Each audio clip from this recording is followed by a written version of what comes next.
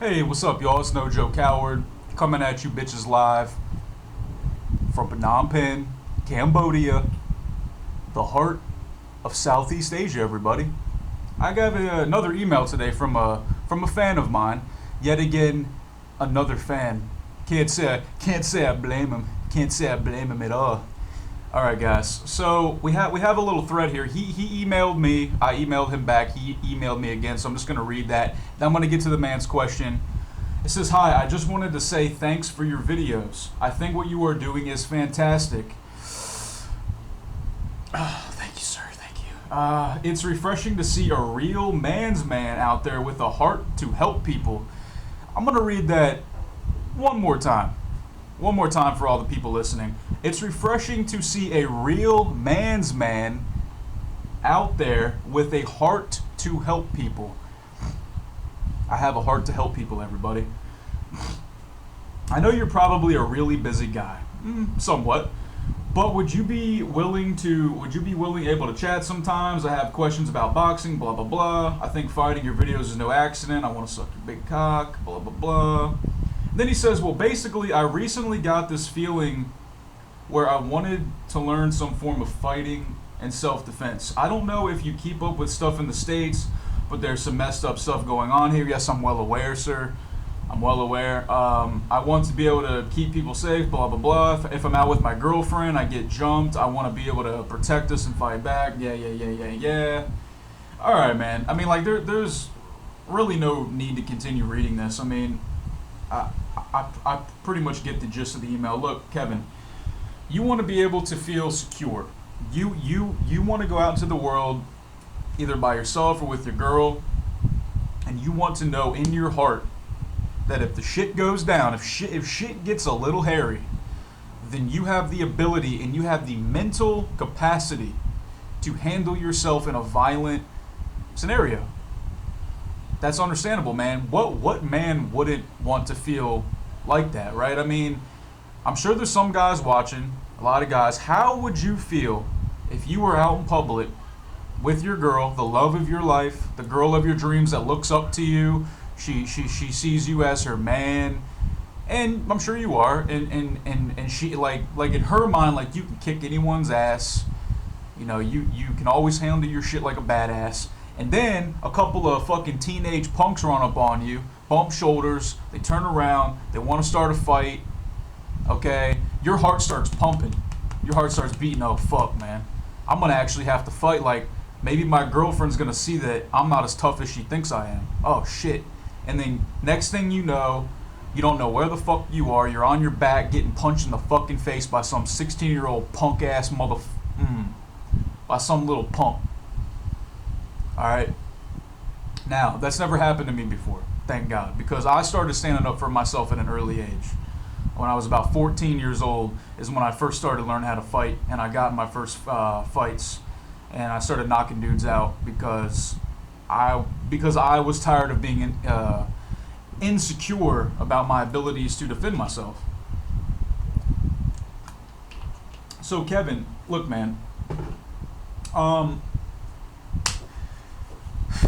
you know, I guess my advice to you, just some healthy advice would be to, obviously, now, like, I'm not sure where you're from, I'm not sure what kind of options your town provides, but if you do have a boxing gym, obviously join a boxing gym. If they have a Muay Thai gym, or they offer, or they just have like a complete MMA gym where they teach Muay Thai, boxing, jiu-jitsu, wrestling, all together, obviously go for that, because that's a more well-rounded form of fighting. And once you get conditioned after maybe a few months of training, I would suggest getting into sparring. And for those of you who don't know what sparring is, it's basically practice fighting. It's you're actually using the techniques, like you're throwing punches, you're throwing kicks, you're clinching, you're wrestling or whatever, but you're going maybe 20% power. The point is not to hurt your opponent, or your sparring partner rather. It's to put your skills to the test under pressure, to see if your skills can be utilized while another man or woman is using their skills against you as well for the same purpose. That is why sparring is 100% necessary for being a better fighter. Um, but yeah, dude, like, also maybe carry a weapon. I'm not gonna sit here and tell you not to carry a weapon, dude. Look, I personally, back in the states, I was armed all the time. I always had when I was a gun owner, I always had a gun on me.